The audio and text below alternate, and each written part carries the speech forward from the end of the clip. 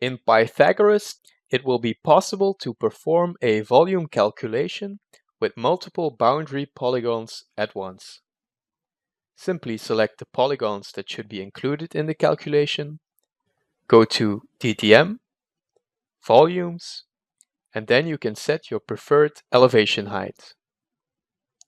You can choose your preferred method. First, we will use multiple volumes using sections. Choose the desired amount of X sections and click Calculate. As you can see, there is a new tab called Tabular with the corresponding areas and their calculated results. In the tab Summary, you can of course still find the total result of the volume calculation. Secondly, we've added a different calculation method to get an even more accurate result. We will choose total volume using prisms. You will get a result directly, but you can also make a volume calculation report.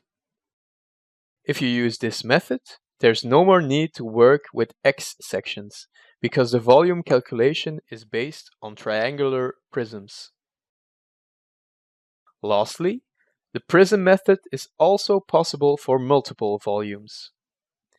Here you'll see a report that is similar to our first report, but calculated in a different manner.